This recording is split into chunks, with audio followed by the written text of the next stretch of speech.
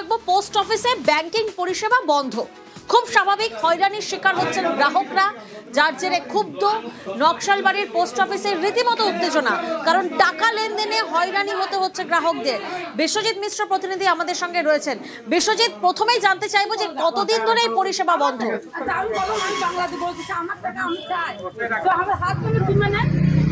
দেখো, নকশালবাড়ি পোস্ট অফিসে এমনিতেই 4 জন আধিকারিক নিয়ে পোস্ট অফিস চলে এবং তার উপরে প্রচুর বৃদ্ধ মানুষ যারা পোস্ট অফিসে টাকা রাখেন।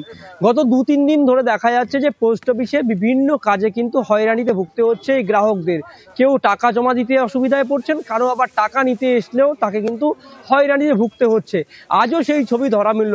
দেখা যায় 4 জন আধিকারিকের মধ্যে মাত্র 1 জন আধিকারিক তিনি এই পোস্ট অফিসে কর্মরত রয়েছেন, আর বাকি সব জায়গায় ফাঁকা। আর যে ব্যাংকিং সেক্টর রয়েছে সেখানেও কিন্তু একেবারে ফাঁকা চেয়ার। কার্যত প্রতিদিন এভাবে ব্যাংকে এসে হয়রানিতে ভুগতে হচ্ছে। কারো মেয়ের বিয়ের জন্য এবং কারো বিভিন্ন রোগের জন্য, চিকিৎসার জন্য কিন্তু টাকার প্রয়োজন। সেই জায়গায় টাকা না পেয়ে কার্যত ক্ষোভ দেখান এই পোস্ট অফিসের সামনে। তবে পরবর্তীকালে নকশালবাড়ি থানার পুলিশ ঘটনাস্থলে আসে, পরিস্থিতি নিয়ন্ত্রণে আসে।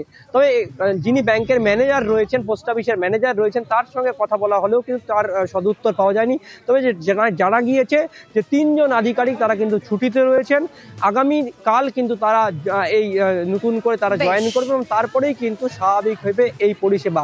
তবে প্রশ্ন উঠছে যে একেবারেই ফাঁকা অবস্থায় কেন ডাকঘর রয়েছে, কেন বা প্রশাসন নজর দিচ্ছে না। তবে গোটা বিষয় নিয়ে এদিন কিন্তু খুব বাড়ে এই পোস্ট অফিস ঘিরে। একেবারেই ও কিছু কথা বলে না, বলে কিসকা করগা আমাকে বলে কিসকা করগা। আমি কালকে আসছিলাম, আমাকে বলে গতকাল আসো, তোমাকে টাকা কিছু ব্যবস্থা করো, 50,000 দিব। আজকে আসার পর বলতেছে স্টাফ নিয়ে দেগা। আর আমার স্বামী অসুস্থ, আমার টাকা লাগবে। ও কিছু বলে না, আর ধমকি দিয়ে আমাকে কথা বলতেছে, আজকে এটা করবো, কালকে এটা করবো, 1 সপ্তাহ পর আসেন। আর আমার স্বামী তোরা অসুস্থ আছে, আপনি জিম্মা নিবেন।